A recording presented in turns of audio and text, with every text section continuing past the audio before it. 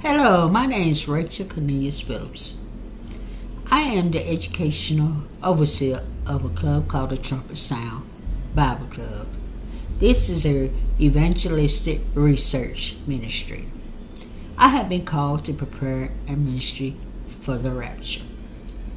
I have one son that was born around Easter time, which was April the 4th, and one son born around Christmas time, which is December 27th.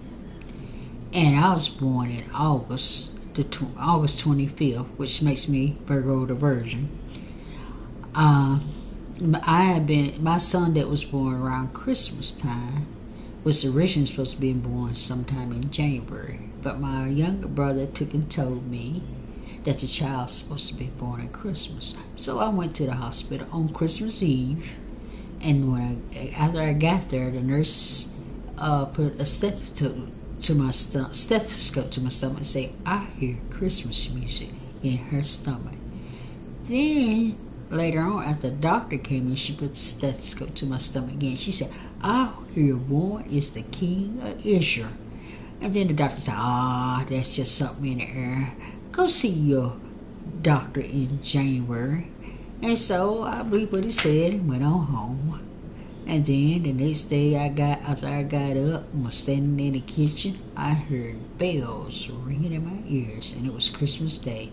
But I didn't go back to the hospital on Christmas Day, since that doctor done sent me home. I thought about it.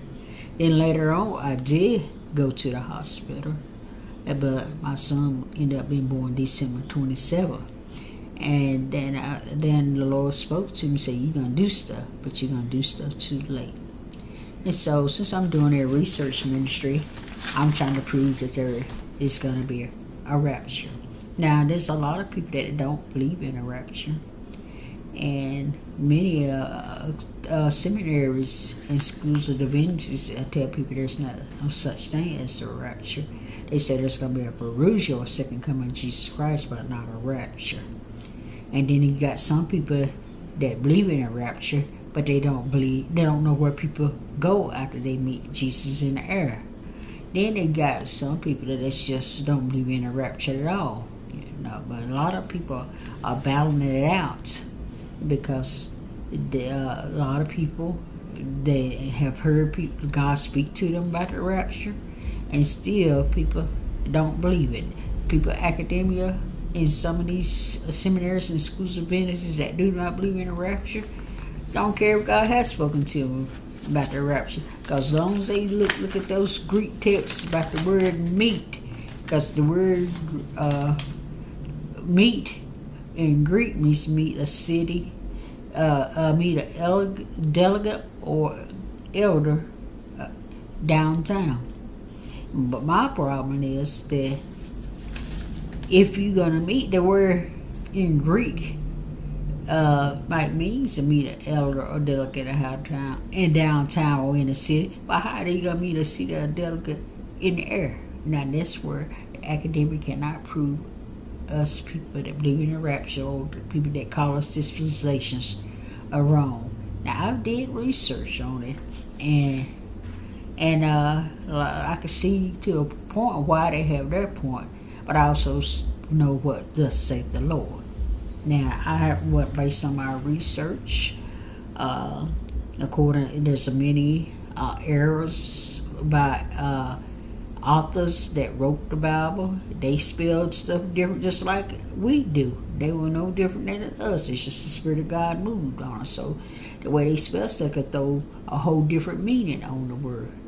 Now, we do have word fallacies. Now, a man named M.J. Bassett and Miller, I think, knows that there's word fallacies in manuscripts, and the Lord has spoke to me that people have not found all the manuscripts that is. So if they could find out all the manuscripts that had something to do with Jesus Christ and the rapture, they will believe in the rapture.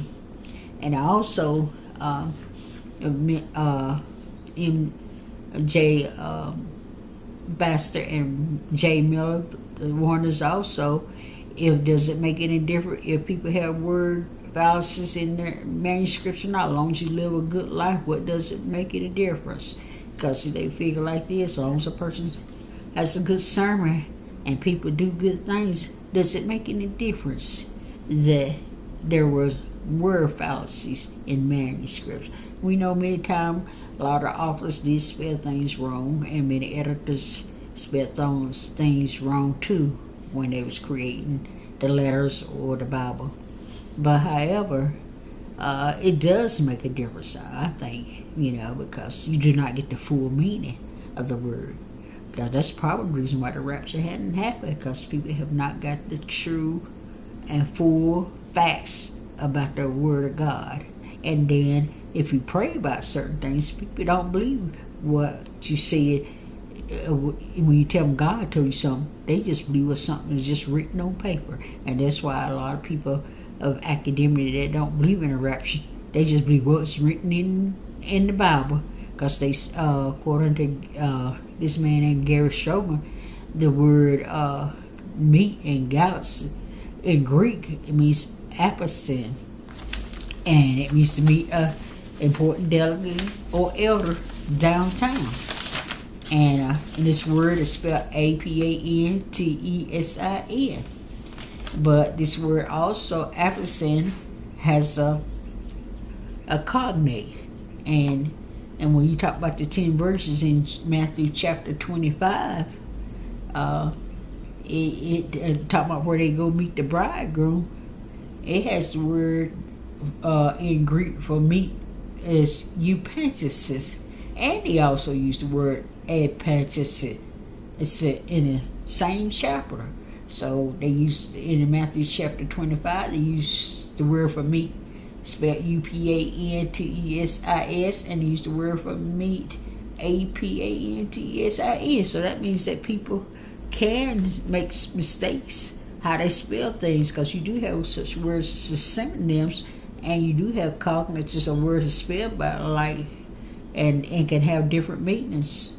But as for, we can't, so people can make mistakes, because the people that wrote this Bible, they were not God. They just wrote stuff based on what they see and how the Spirit of God moved upon them. And today people still move on people, and people still spell things wrong.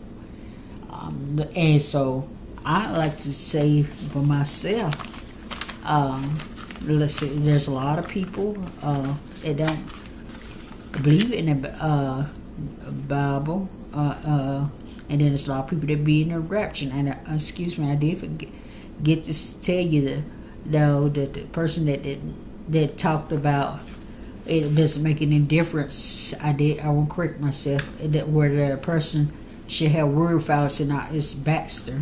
Last name is called Baxter, and